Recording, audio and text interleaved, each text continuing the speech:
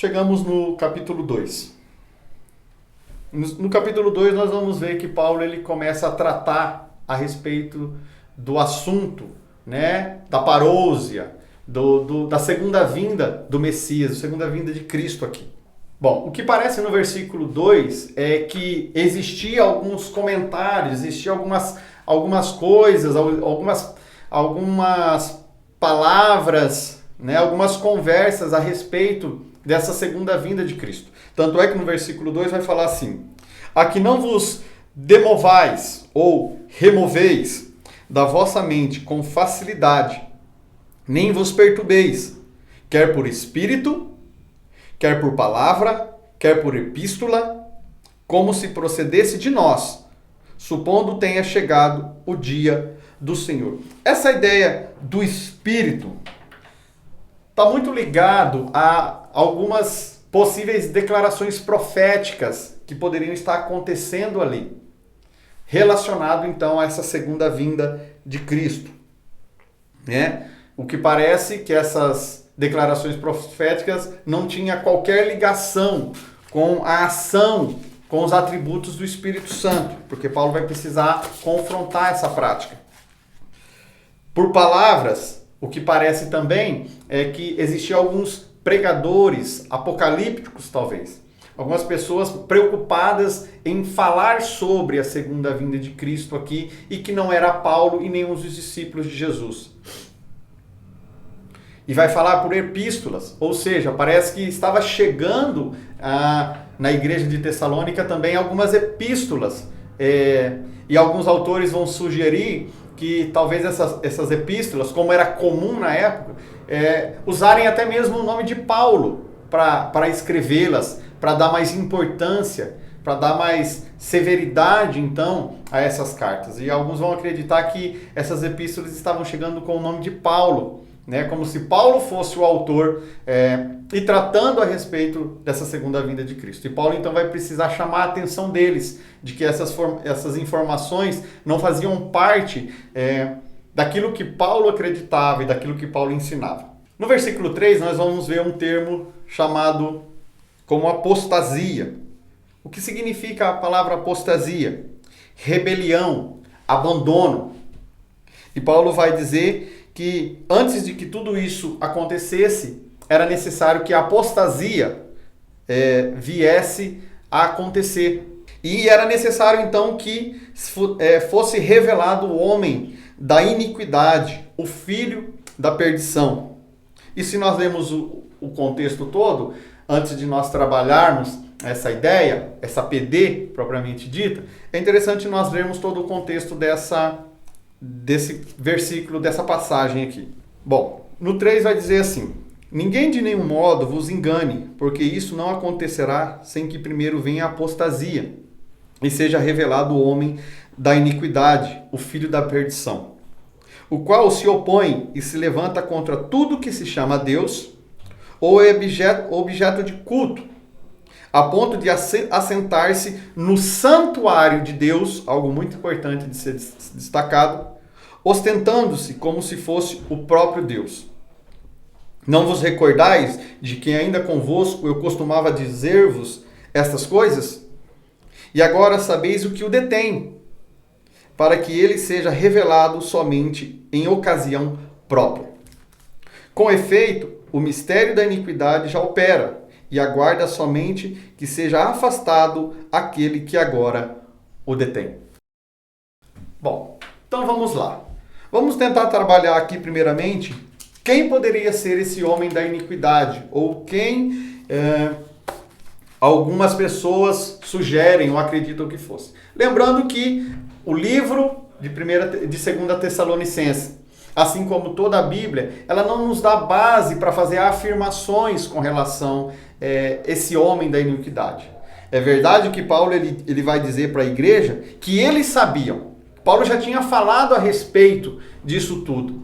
O que nos leva a crer que a igreja de Tessalônica, elas sabiam quem era esse cara. Eles sabiam de todo esse acontecimento, de todo esse envolvimento.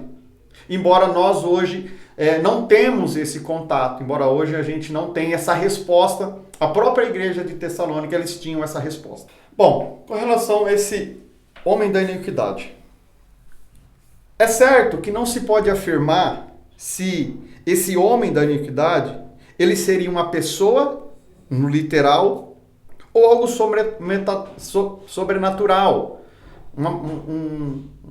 Poderia ser um sistema, poderia ser uma ideia, poderia ser o pecado, algo nesse sentido.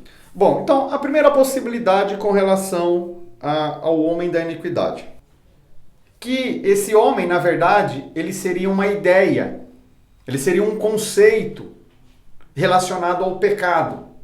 Então, esse homem da iniquidade, na verdade, ele não seria uma pessoa propriamente dita, mas todo um conceito, todo um pensamento, toda uma ideia relacionada ao pecado, ou algo que vai contra a verdade, algo que se levanta contra a verdade de Cristo. Outros acreditam que se refere a um homem mesmo, e que seria adotado dos poderes de Satanás, como a gente vê no versículo 9, 10. E alguns vão dizer que seria algo sobrenatural. Bom, como eu disse para vocês, são muitas as conjecturas, são muitas as respostas que nós encontramos, mas que não se tem uma base clara que possa nos levar a acreditar de fato quem é esse homem. Algo interessante e importante de se destacar, que para Paulo, a parousia ou a segunda vinda de Cristo era algo eminente, era algo próximo.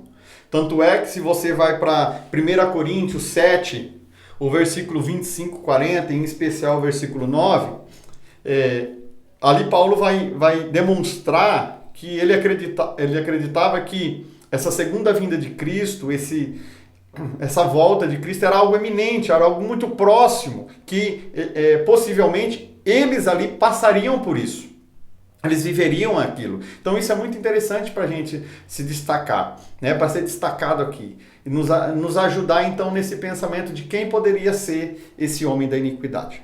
Bom, para nos ajudar a pensar um pouquinho também a respeito desse homem da iniquidade e pensar um pouco no contexto histórico da igreja, dos judeus, de todo aquele ambiente que eles viviam, existe um relato em Daniel 11, 31, 36, que vai falar a respeito de Antíoco Epifânio. Que esse cara, o que aconteceu? Ele profanou o templo, isso aconteceu antes de Cristo ainda, mas ele entrou no templo e ele profanou o templo dos judeus. E o que aconteceu? Os judeus eles precisaram purificar, fazer uma restauração à sua função original. Esse acontecimento ele acabou abrindo precedentes para um acontecimento futuro. Tanto é que quando nós lemos em Marcos 13, no versículo 14, nós vamos ver algo relacionado também a esse cara, também a esse acontecimento. Então foi algo que ficou na mente dos judeus por muito tempo, e Paulo ele era um judeu, em que eles atribuíam todo esse acontecimento passado a algo que poderia vir a acontecer agora no período de Cristo, ou logo após a morte de Cristo. Algo interessante também para ser destacado nesses períodos históricos está relacionado ao imperador Gaio, que ele defendia a sua divindade. E Gaio ele também tenta entrar no santuário ou entrar no templo dos judeus e colocar estátuas dele naquele lugar. O que acontece é que os judeus se rebelam contra esse momento na história e então não acontece essa colocação, não acontece essa entrada de estátuas no templo. Mas foi algo que ficou muito marcado também para os judeus, porque já tinha acontecido há um tempo atrás. E voltou a acontecer com esse imperador Gaio. Então era algo muito forte, que estava muito forte no coração dos judeus. E tudo isso os remetia a um processo da segunda vinda. E quando Cristo cita isso, e quando quando Paulo cita isso, e quando lá em Marcos 13 é citado isso também, parece que é algo profético, algo que seria um sinal que quando aquilo voltasse a acontecer novamente, ligado lá a Antíoco Epifânio, era para eles ter cuidado, porque depois desses acontecimentos, era claro o sinal de que Jesus Cristo voltaria. Lá em Marcos 13, nós trabalhamos com a ideia de que seria uma interpretação mostrando para os judeus que quando acontecesse isso, era uma prova, era um sinal de que Jesus voltaria. Mas não estava relacionado a algo muito próximo, algo muito eminente um fato do outro. Mas era um sinal de que, quando vocês verem isso acontecer, creiam, porque se isso aconteceu, é sinal que a segunda vinda de Cristo aconteceria também.